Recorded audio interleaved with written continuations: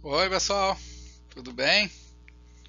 Então, finalmente nós vamos ter a nossa última aula dessa disciplina sobre emoções e desumanização, especialmente no contexto do racismo e do nazismo.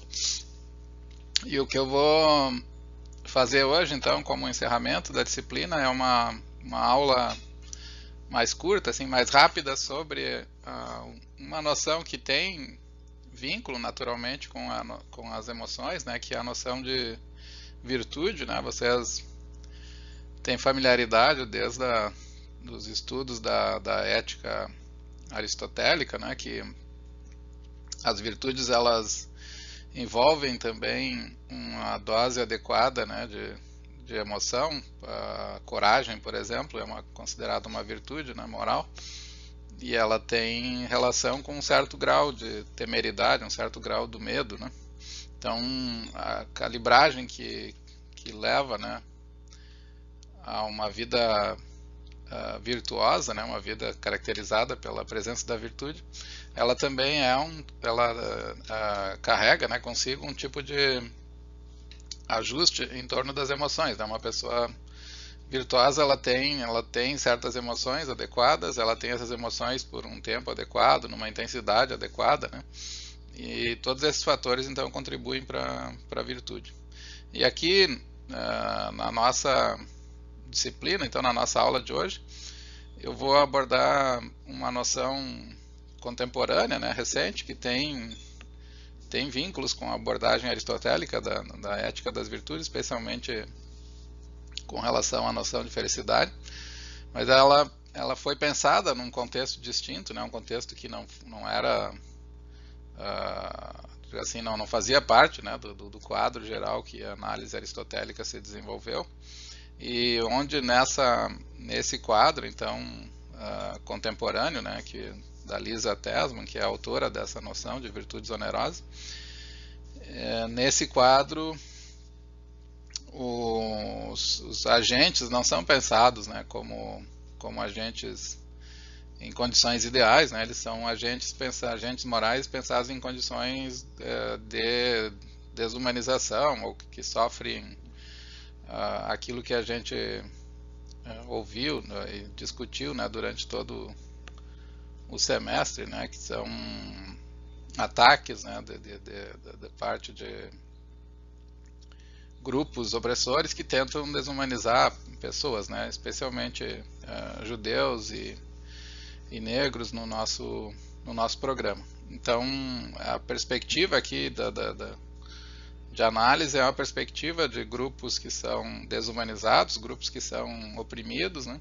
E as virtudes onerosas são virtudes que são expressas por esses grupos, mas elas sempre aparecem, né, com um ônus. O ônus aqui é provocar algum tipo de dano moral, né, algum tipo de prejuízo, e esse prejuízo afeta a saúde psíquica também, mas especialmente afeta porque produz um tipo de conflito moral que precisa ser que é vivido, né, e viver esse conflito então tem sempre um custo para o agente. Então falar em virtudes onerosas então envolve pensar como uma pessoa virtuosa atua em contextos de opressão e qual o preço que ela paga, né, por essa ação. Ela e o ônus aqui, né, principalmente em relação ao bem-estar, ao quanto de felicidade, né, que essa pessoa vai ser capaz de desfrutar. Então é isso que a gente vai examinar hoje, né, essa noção. Vou procurar dar pelo menos o núcleo central assim, da argumentação da Lisa Tesman, né, para que vocês percebam então que junto com toda a análise das emoções que foi feita até aqui, que mesmo quando se tenta, né, ser virtuoso e desenvolver atitudes adequadas, né, num contexto opressivo, essas atitudes elas vão ser morais adequadas, né, atitudes morais, falando, elas vão ser sempre carregadas, né, com um certo ônus, né, um certo peso. Então eu começo lembrando aqui que uma série de pessoas no mundo todo, né, vivem sob condições de violência e abuso, né, as mulheres. Esse é um tema importante aqui na discussão da filosofia feminista da Lisa Tesman, né, os exemplos dela são geralmente vinculados a papéis femininos, né? E pessoas também não são respeitadas como seres plenos, né? São forçadas a viver em condições desumanas ou têm a sua cultura e educação não valorizada, desprestigiada, né? E contextos, então, que interessam para a discussão as virtudes onerosas são contextos opressivos, contextos desumanos em que pessoas se encontram expostos a uma série de injustiças, né? Elas não têm, não existe condições, digamos assim, de autoexpressão psicológica, moral e material. E eu queria iniciar então lembrando uma frase, uma passagem do Norman Gerhard, é um professor da Universidade de Manchester, né? Ele tem um livro chamado Contrato da Mútua Indiferença. Nesse livro ele diz que, e aqui o mote é para a gente pensar que sociedades opressivas elas tendem a conviver com um grupo de pessoas, né, que são as pessoas, os espectadores que não se envolvem, né? Então ele foi profundamente impactado e foi um dos autores que mais examinou, né, o Holocausto e a experiência dos campos de concentração. E ele percebeu assim que nas tradições liberais, né, algumas pessoas vivem vidas normais, como se tudo estivesse em ordem, né, enquanto outras estão sofrendo assim atrocidades que não se pode nem imaginar.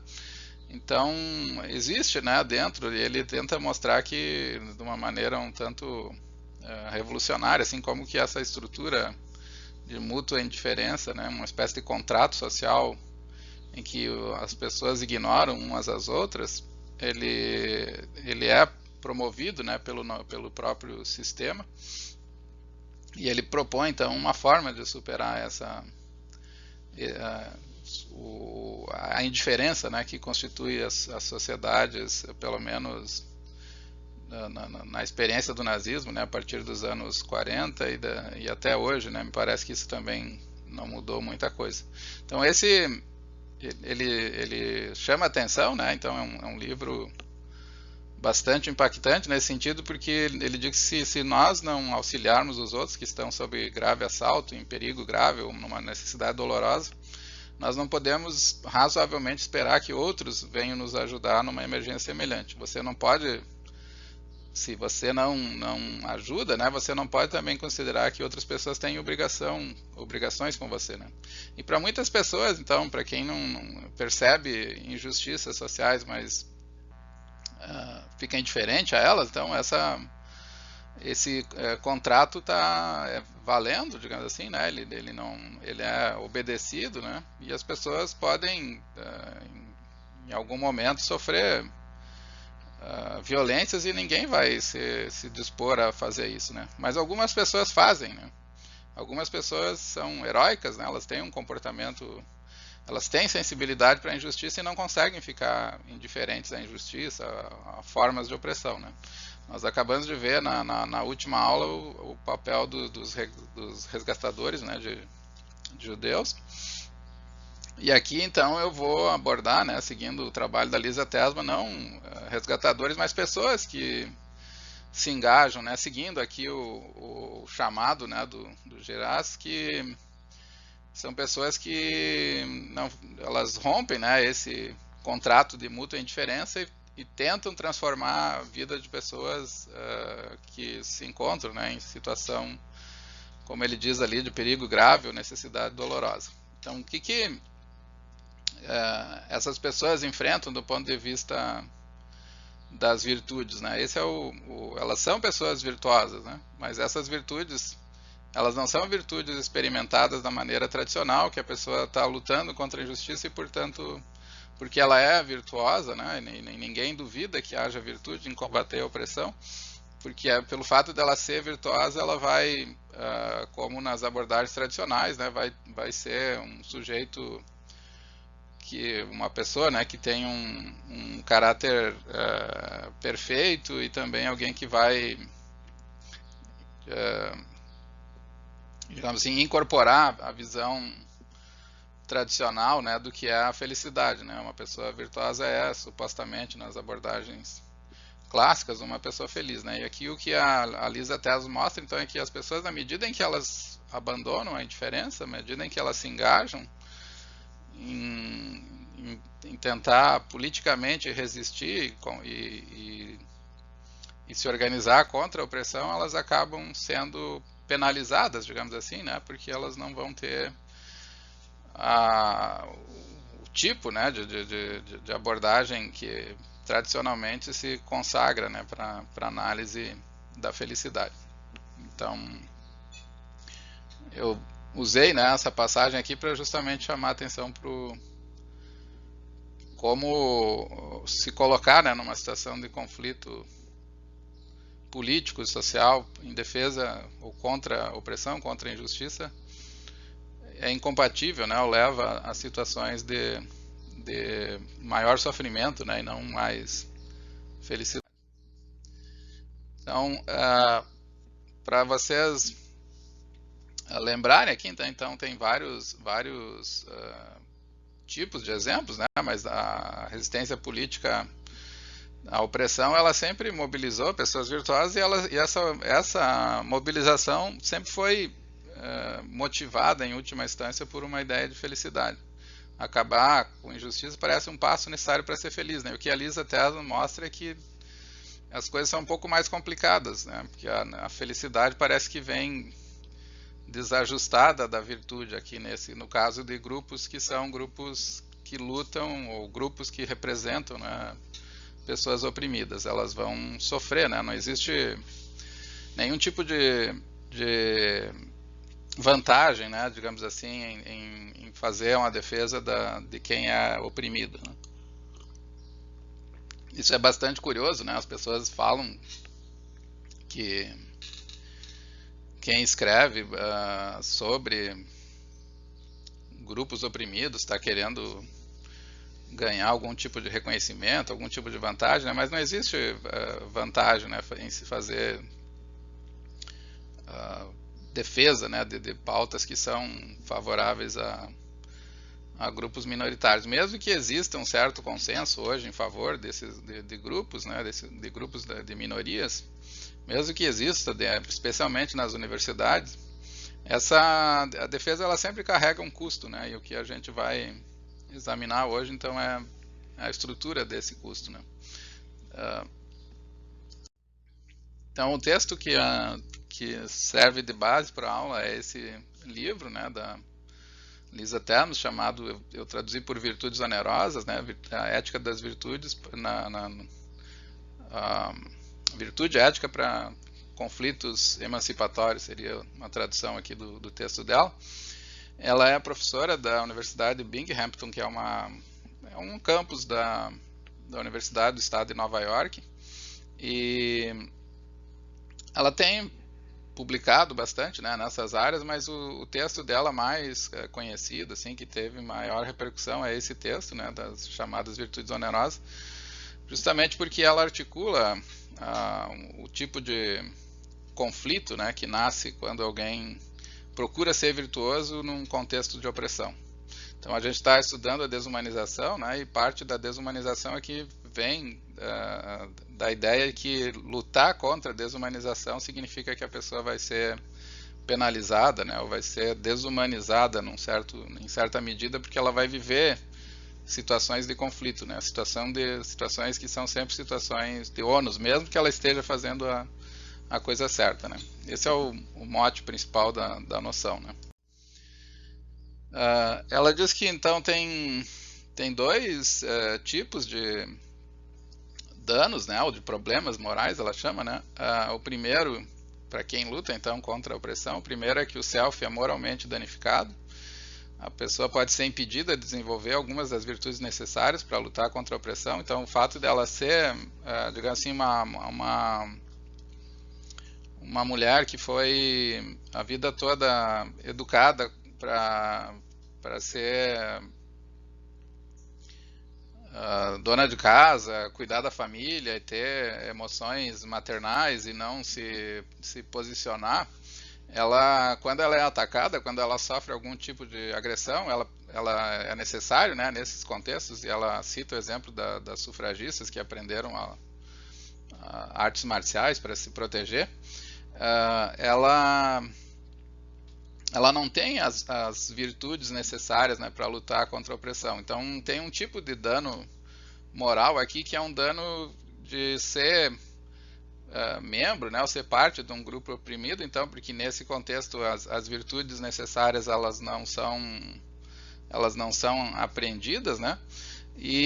Mas ao mesmo tempo tem então um tipo de self, né, que ela nunca vai poder realizar, né, de alguém autossuficiente, alguém capaz, né, alguém que pode se proteger, né, porque ela justamente enfrenta, né, pela condição de opressão, ela enfrenta ou ela cresce, né, assim, dentro de um modelo de cultura e educação que não guarda espaço para desenvolver o tipo de virtude que é necessário para lutar contra a opressão sofrida. Então, em última instância, esse tipo de dano aqui significa, se as estruturas são profundas, né, e se não se consegue desenvolver estratégias para derrubá-las, né, ela significa a perpetuação dessas estruturas, né. Então, vocês podem pensar aqui como um exemplo, né, desse primeiro problema moral, né, pensar alguém que precisa, por exemplo, ter condições de convencer outras pessoas, né, de que ela sofreu algum tipo de dano. Mas o fato da pessoa não ter sempre sido desacreditada ou ou não ser ensinada a se posicionar, faz com que quando ela se posicione, ela vai ter mais medo, né, ou não vai ser tão convincente, e em muitos casos, né, acaba sendo considerada responsável pelo dano que ela mesma sofreu. Então aqui ter esse tipo de self, digamos assim, assertivo, né, seria uma virtude importante, mas ela não é desenvolvida, né, porque ela se encontra, né, o próprio agente se encontra, né, numa condição desigual, né, ele não tem as ferramentas, digamos assim, para fazer o tipo dar o tipo de resposta que ele poderia, que seria melhor, né, para a situação dele. E ela sugere então que essa imagem, né, do dano, ela tem sido tradicional na teoria feminista, especialmente, né, então não é essa contribuição que ela pretende dar, né, como a condição de opressão macula, né, como ela danifica a individualidade, né, e o próprio potencial das pessoas que sofrem, né, esse tipo de opressão. Ela diz que esse tipo de abordagem é bastante conhecido, né? Eu queria dar um exemplo para vocês que me parece que funciona bem aqui, que é o exemplo da Mary Fry, né? Ela diz que parece que se ajusta, né, o que a Lisa Tesman está sugerindo. Ela diz que uma das características, então, que é essa situação de beco sem saída, né, que a boa parte dos grupos que sofrem opressão se encontram. Porque se eles têm, por um lado, né, a ideia de que as virtudes que precisam ser desenvolvidas, elas não conseguem ser desenvolvidas, elas ficam elas são não realizadas, digamos assim, né, não atualizadas. Mas mesmo nos casos em que a pessoa consegue fazer isso, ela ainda assim, né, ela tem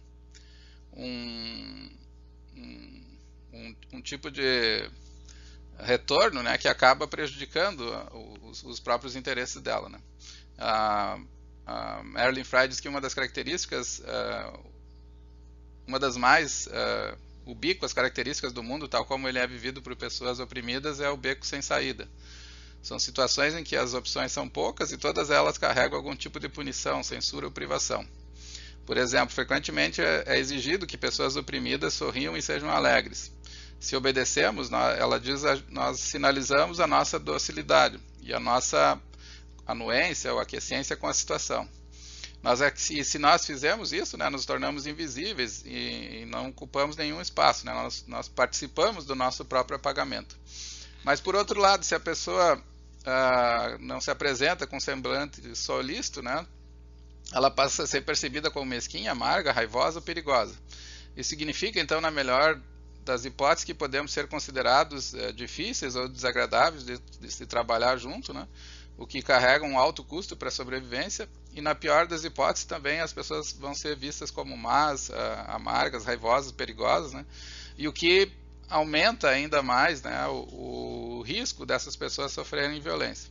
Então aqui vocês estão vendo, né, que ser parte de um grupo opressivo, então carrega esse tipo de ônus existencial, né, da própria, em relação à própria existência, né, de quem faz parte do grupo. Mas, por outro lado, quando a pessoa desenvolve as virtudes que seriam necessárias, né, se posiciona, digamos assim, também tem um custo, porque a pessoa acaba sendo tratada, né, como alguém que é difícil de conviver, barraqueiro, né, que está sempre fazendo rolo, histérico.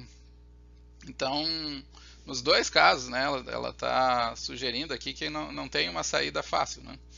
E isso não é ainda, né, a noção de virtude onerosa, mas ela está muito próxima do que a Lisa Tesman quer chamar a atenção, porque é justamente esse sentido, né, que ela está tentando capturar.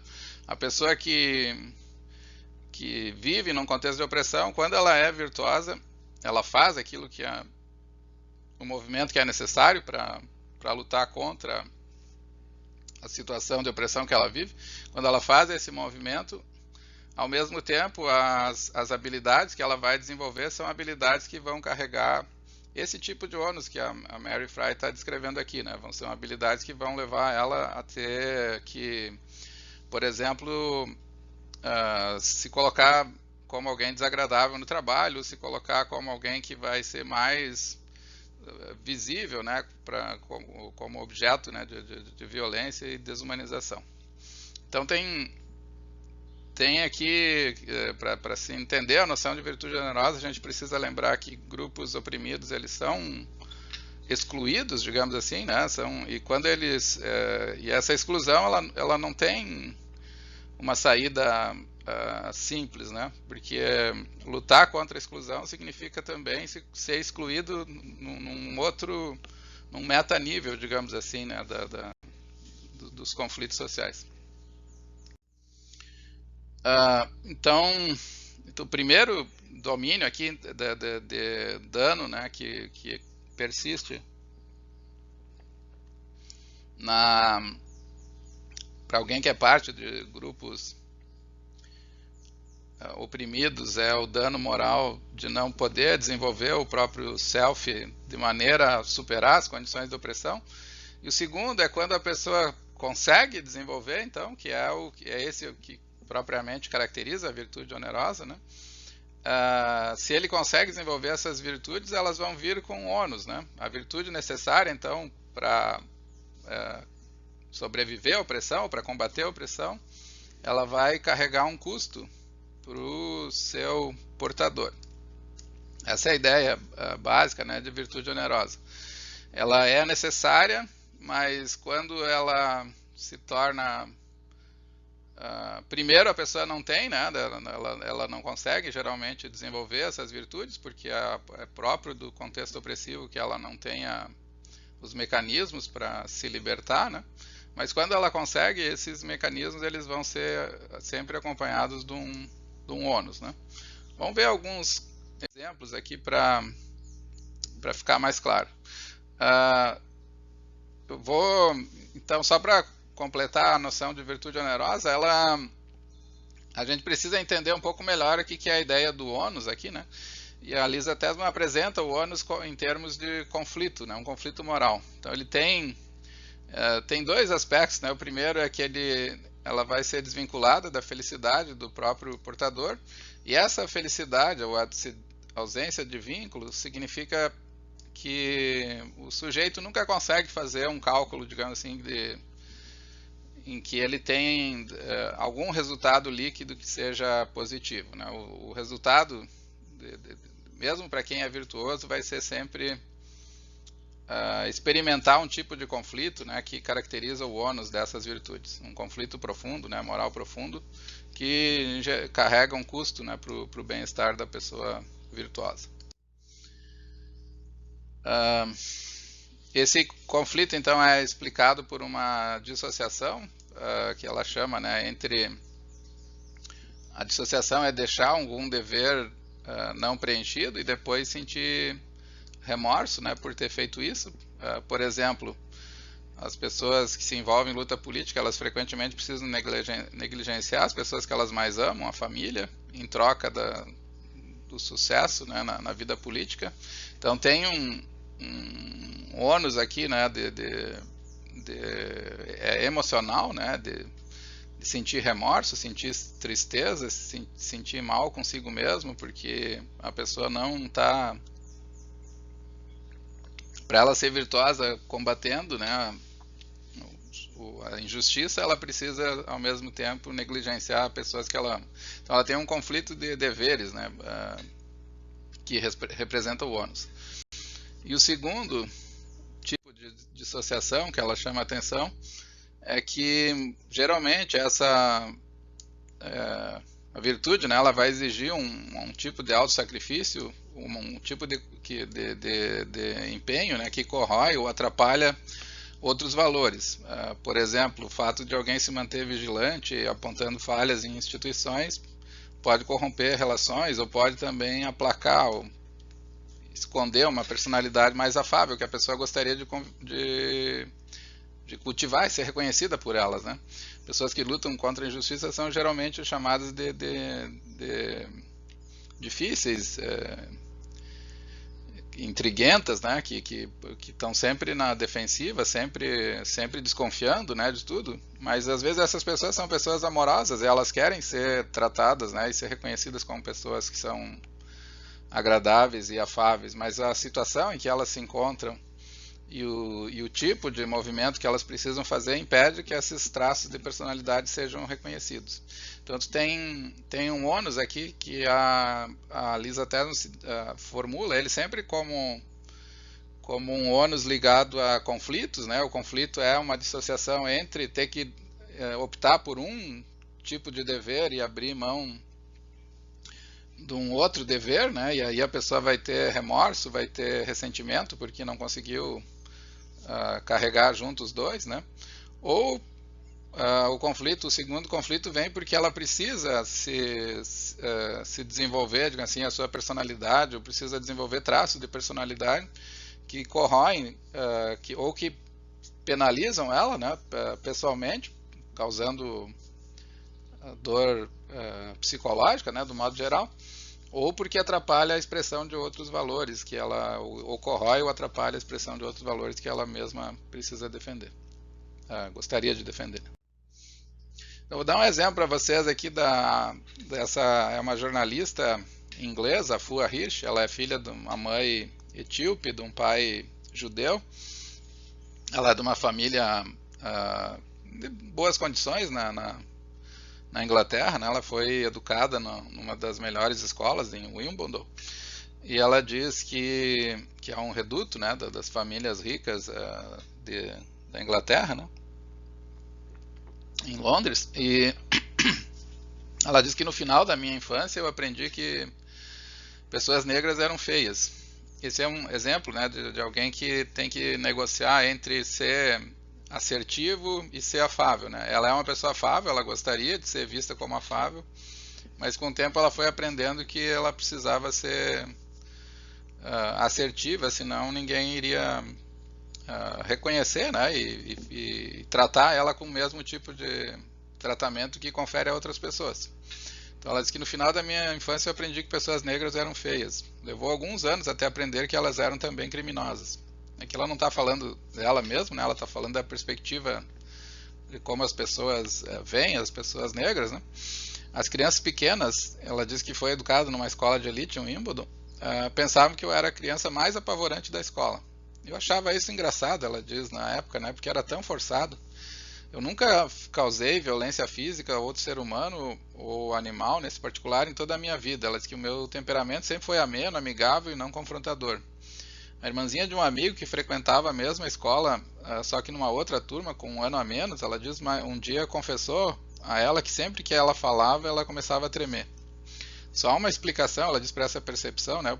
Eu parecia assustadora por ser negra. E aqui então eu estou citando essa passagem justamente para mostrar, porque ela conta depois na sequência do livro que precisou assumir posições cada vez mais defensivas, né, que ela nunca fez parte da personalidade dela, né, ela passou a desconfiar das pessoas quando ela começou a se dar conta que ela recebia um tratamento distinto, né. Então aqui o fato tem, portanto, né, na medida em que ela se assume e batalha, digamos assim, por um tipo de reconhecimento, ao mesmo tempo ela precisa abrir mão de traços de personalidade que são dela e que ela gostaria de cultivar e que são da essência dela, né? Então ela vai carregar esse tipo de dano. Então a virtude dela como alguém que foi capaz, mesmo tendo vivido num contexto de opressão, de se posicionar, ou tendo crescido num contexto de opressão, mesmo ela tendo a virtude de se posicionar, essa virtude vai vir acompanhada do ônus de corroer, né, a afabilidade, como ela chama ali, o caráter ameno dela, né, não confrontador. Ela se tornou uma pessoa confrontadora ou por outro lado, né, ela pode, né, eventualmente conseguir satisfazer, realizar um certo dever, né, de se posicionar, mas no custo então de ter que abrir mão de outras coisas, né, que são os dois tipos de dissociação que geram ônus nas virtudes chamadas virtudes onerosas.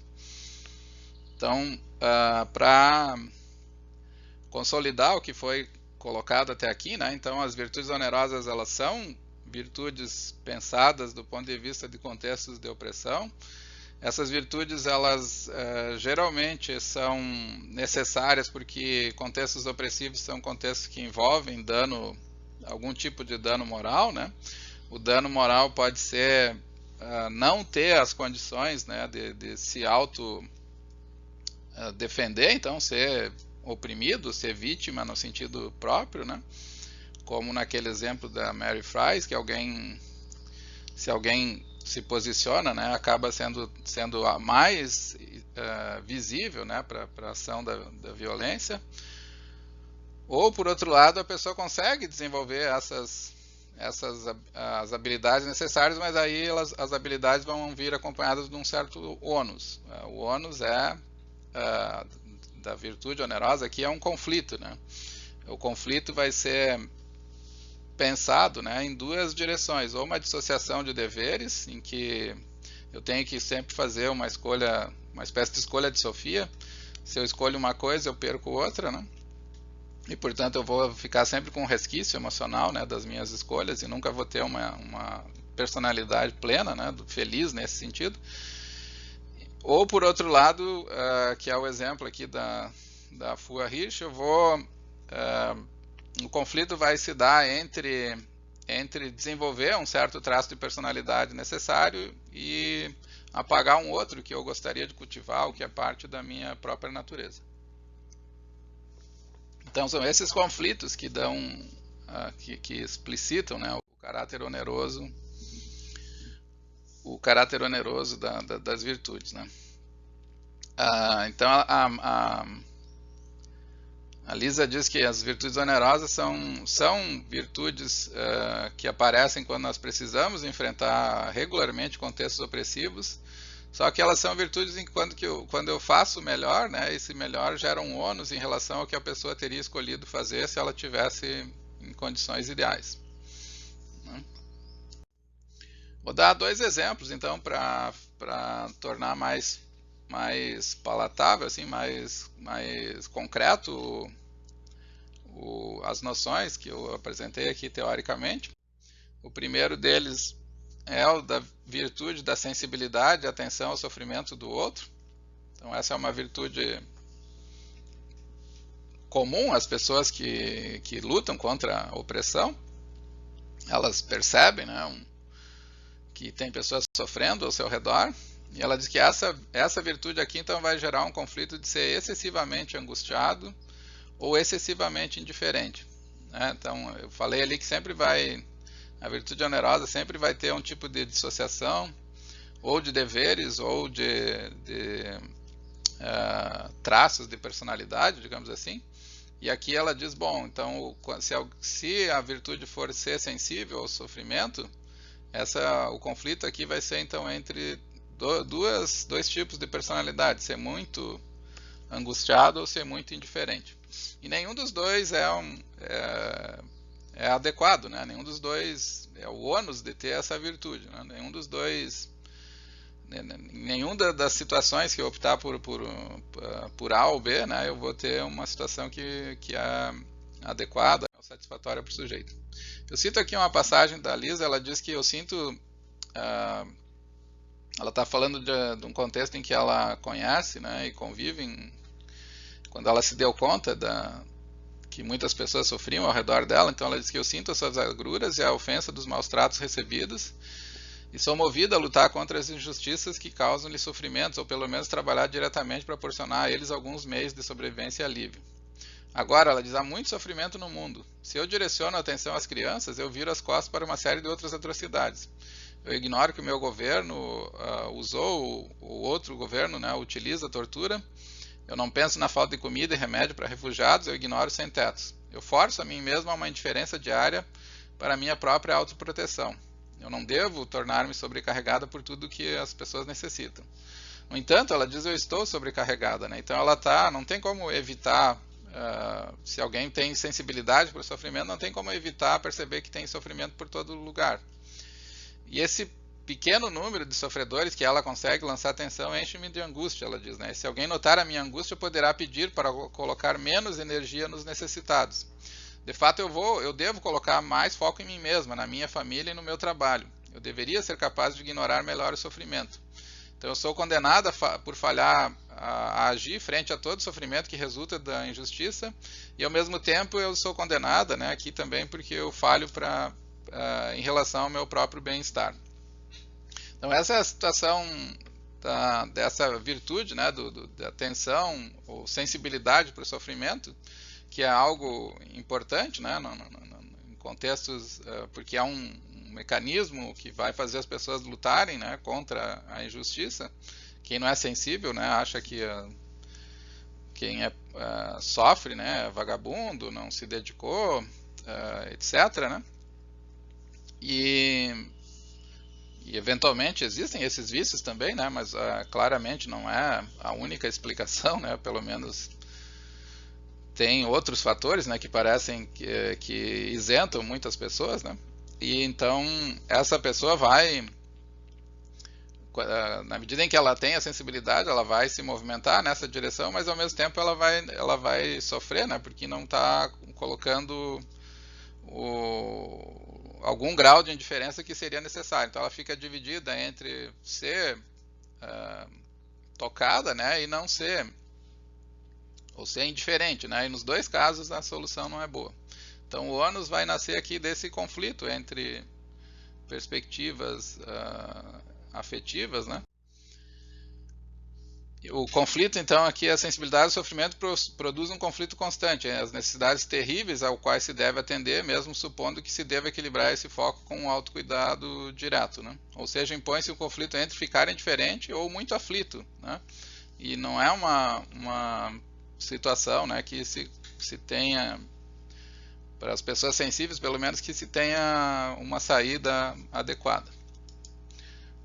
Um segundo exemplo que ela dá, aqui, então, ela, depois de oferecer esses exemplos, ela formula, né, uma espécie de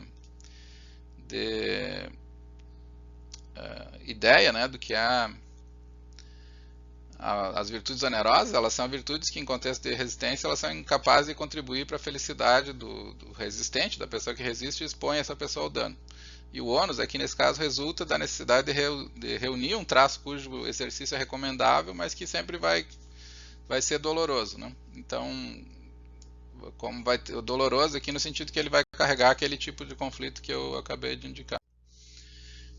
E o segundo, ela fala da raiva e da coragem como virtudes. O segundo exemplo também são virtudes, né? Nesse contexto.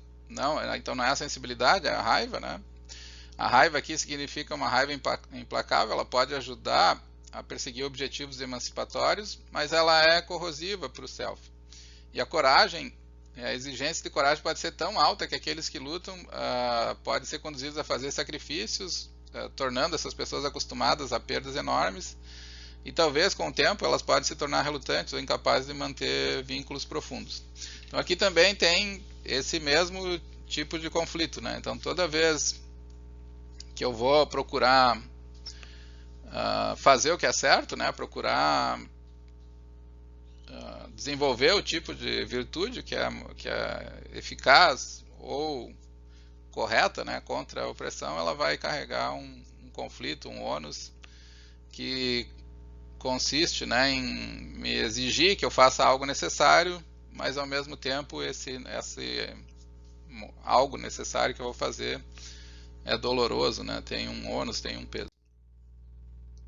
Em última instância, então, o conflito que se coloca aqui no caso da raiva é encorajar ou cultivar a raiva em oposição a outras formas mais simpáticas de atenção, e o que acaba levando, então, na raiva e na coragem, né, também, leva a um tipo de injustiça afetiva, né? Eu não posso expressar, vocês lembram que a gente discutiu bastante sobre isso, sobre a raiva, né?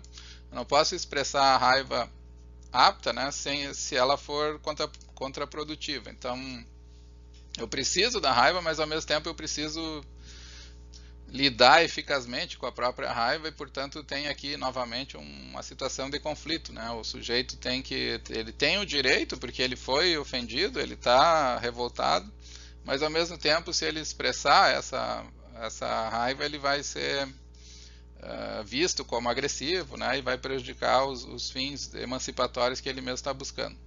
Então, aqui a ideia seria que tem formas mais simpáticas que funcionam, né? Mas não é algo que vocês podem considerar justo, né? É um ônus que é colocado em alguém que já está sendo alvo, já está sofrendo uma injustiça. Por isso, né, a ideia de virtude onerosa, né? Ela vem sempre com um preço, carrega sempre um preço. Tá bem? Então é isso sobre a Lisa Tesman, né? Eu acho que ficou claro aqui os conceitos centrais. Eu agradeço bastante vocês por terem me acompanhado nessas aulas, né? E acredito, né, que a gente conseguiu ter uma compreensão assim um pouco mais sofisticada, um pouco mais detalhada da estrutura emocional, né, que acompanha processos de desumanização. Um abraço e espero que a gente se encontre novamente.